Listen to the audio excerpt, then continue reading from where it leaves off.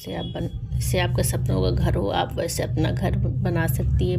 कार्तिक पूर्णिमा के अगले दिन जो पड़वा पड़ता है उस दिन इस घर को बनाइए। इससे आपकी 1 साल के अंदर आपके घर की मनोकामना भी पूरी होती है।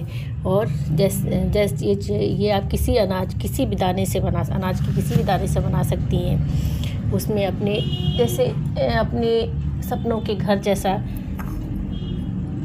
घर बना लीजिए। जैसे मैं तो चावल से ही बना रही हूँ, आप इसको दाल से या गेहूं से किसी से भी बनाइए। उसमें अपने हिसाब से आप कमरे बना सकती हैं, अपने कमरे वगैरह सब बनाइए। और मैंने इसमें अब 4 कमरे बना रही हूँ। देखिए 4 कमरों का घर, और चारों में दरवाज़ा बना लीजिए। किचन, रसोई जो भी आप बनाना चाहती हैं वो सब पूरा बनाइए। जैसे आप अपना घर चाहती हैं वैसे अपना घर बनाइए।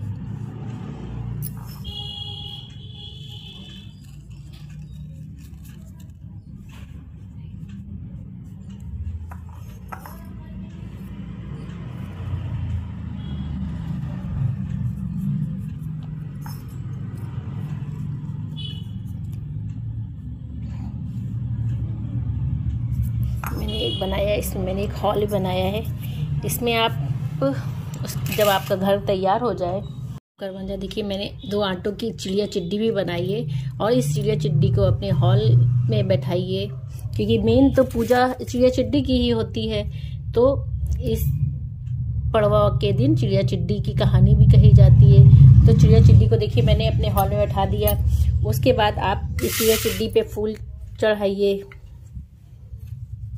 और आपके अपने रूम में, अपने जितना आपका रूम बनाया है उसमें सब में फूल वगैरह डाल करके उसकी पूजा करिए। इसका बड़ा महत्व होता है।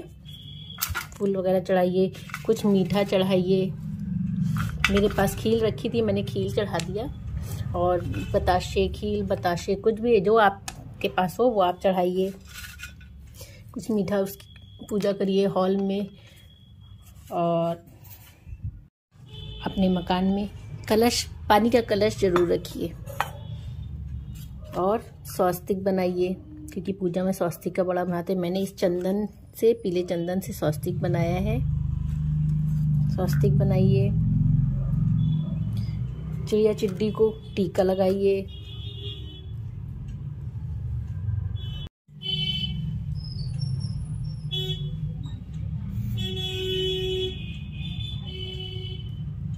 अपने जितने आपने रूम बनाए सब में, कमरों में, सब में टीका लगाइए।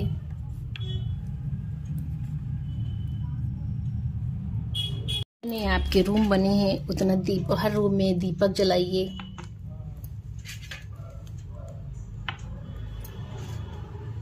मैंने 5 रूम बनाए हैं तो अपने कम से कम 5 दीपक तो जरूर जलाइए। और एक दीपक अपने जल जहाँ पर आपने जल का कलश रखा वहाँ जलाइए। धूप बत्ती जलाइए।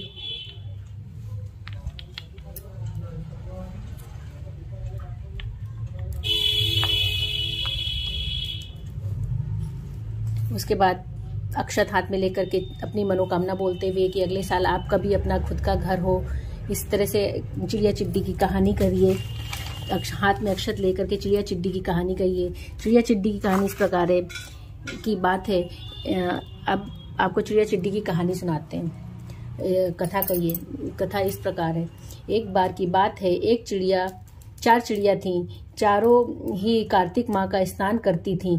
पड़वा प्रतिदिन के दिन उन्होंने सोचा कि खिचड़ी बनाते हैं। सभी ने कार्तिक पूर्णिमा के अगले दिन खिचड़ी बनाने की सोची और खिचड़ी के लिए सारी तैयारी सामग्री लिया। घी, चावल तथा दाल का जुगाड़ किया और खिचड़ी बनाई। सबने सोचा कि पहले नहाने के बाद खिचड़ी खाते हैं। पहले एक खिचड़िया नहा करके आ गई, बाकी अभी नहीं आई थी और उसको बहुत जोर से भूख लगी थी। तो उसने सोचा कि चलो इसकी भाप ही से पेट भर लेते हैं। तो उसने खिचड़ी की भाप खाई और खा लिया। तो दूसरी चिड़िया आई, वो भी नहा करके आई, तो उसको भी भूख लगी थी। तो उसने सोचा चलो वो क्या करें, तो वो उसका पानी पी लेती है। तीसरी चिड़िया जब नहा कर आती है उसको भी भूख लगी होती है, तो वो खिचड़ी खा लेती है। और चौथी खिचड़ी जब चिड़िया आती है, उसको भूख लगी तो वो खिचड़ी का खुरचन खा लेती है। और खिचड़ी खाने के मतलब ये सब खाने के बाद वो चारों चिड़िया मर जाती हैं। जिस चिड़िया ने भाप खाई वह राजा के घर राजकुमारी के रूप में पैदा हुई, जिसने पानी वह कुम्हार के घर में पैदा हुई, और जो खिचड़ी खाई वह ब्राह्मण के घर में, और जिसने खुरचन खाई वह हथनी बनी। कुम्हार की लड़की राजा के यहाँ दासी बनकर राजकुमारी की सहेली बनी। चिड़िया के पिछले चिड़िया जो चिड़िया राजकुमारी बनी थी, उसको पिछले जन्म के सारी कहानी याद थी, तो वह उसको सारी पिछले जन्म की सारी बातें याद थी। जब वह राजकुमारी का विवाह हुआ तो उसने राजा से कहा कि मैं अपने साथ अपनी इस दासी को और अपनी सारी सहेलियों को लेकर के जाऊंगी। तो राजकुमार की बातों से सुनकर के राजा ने हाँ कर दिया। फिर राजा तब भी राजकुमारी अपने घर नहीं गई।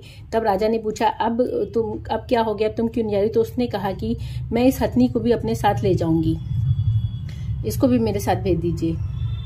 तो हथनी से जब कहा गया तो हथनी ने मना कर दिया। तब राजकुमारी ने उसके कान में पिछले जन्म की सारी बात कह दी। उसे सुन करके हथनी अब उड़ गई। राजा यह देख रहा था, उसने तुरंत तलवार निकाली और राजकुमारी से कहा कि अब बताओ तुम कौन हो, नहीं तो मैं तेरा सर काट दूंगा। तब राजकुमारी ने कहा कि राजकुमारी ने राजा को सारी बातें, पिछले जन्म की सारी बातें बता दी। तो यह सुनकर राजा बोला, यदि कार्तिक स्नान करने से का इतना महत्व है तो हम लोग भी जोड़े से कार्तिक नहाकर दान पुण्य किया करेंगे। यह कार्तिक माह की कहानी है। और कार्तिक माह के अगले दिन इस तरह से घर बना करके अगर आप अपनी मनोकामना करती हैं तो मांगती हैं तो अगले साल आपकी मनोकामना पूर्ण जरूर होती है। इसलिए कार्तिक माह के अगले दिन इस तरह से चावल का या किसी अनाज का आप अपना घर बनाइए, घर में चिड़िया चिड्डी की पूजा करिए, पूजा करके ये चिड़िया की कहानी करिए, जिससे भगवान आपकी सारी मनोकामना पूर्ण करें। कार्तिक माह की जय हो।